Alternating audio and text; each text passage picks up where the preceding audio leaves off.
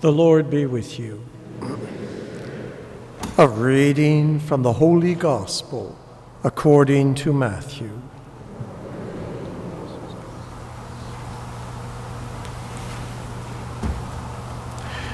Jesus spoke to his disciples, "If your brother or sister sins against you, go and point out the fault when the two of you are alone. If he or she listens to you, you have regained your brother or sister. But if the person does not listen, take one or two others along with you, so that every word may be confirmed by the evidence of 2 or 3 witnesses. If the person refuses to listen to them, tell it to the church. And if that person refuses to listen even to the church, let such a one be to you as a Gentile and tax collector. Truly I tell you, whatever you bind on earth will be bound in heaven, and whatever you loose on earth will be loosed in heaven. Again, truly I tell you, if 2 of you agree on earth about anything you ask, it will be done for you by my Father in heaven. For where 2 or 3 are gathered in my name, I am there among them." The Gospel of the Lord.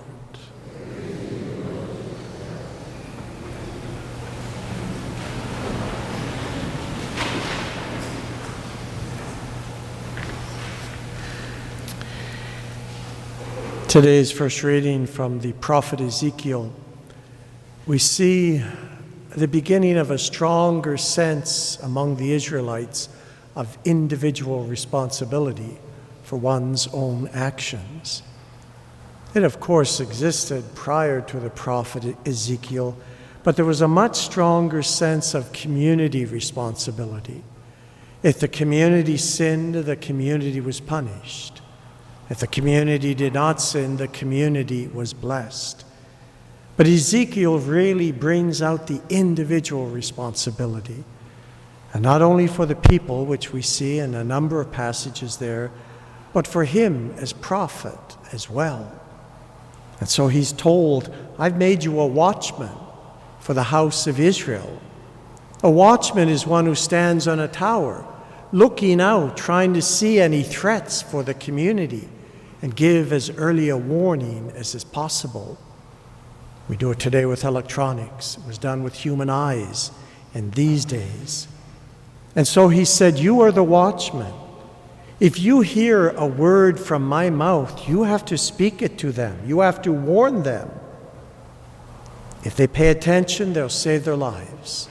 If they don't, they'll lose their lives. But if you don't warn them, you also will lose your life." And so it's not only the people who are responsible for their actions, it's the prophet as well. Our second reading from St. Paul to the Romans.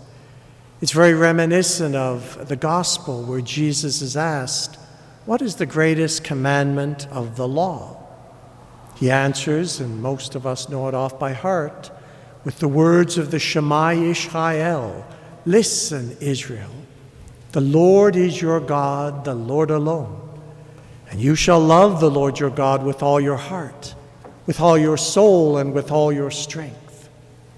That is the first and the greatest commandment of the law.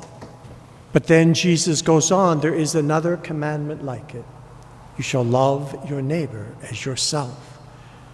Perhaps Paul was thinking directly of this passage, or wouldn't have been written yet as a passage, but of this story, this tradition from Jesus.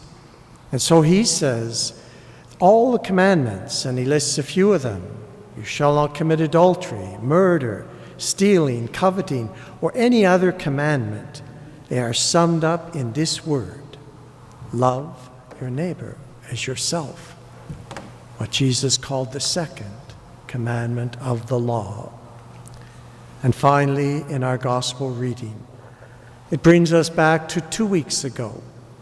Jesus spoke to Matthew. And he said, "You are Peter, and on this rock I will build my church, and the gates of hell shall not go against it. Whatever you bind on earth will be bound in heaven. Whatever you loose on earth will be loosed in heaven."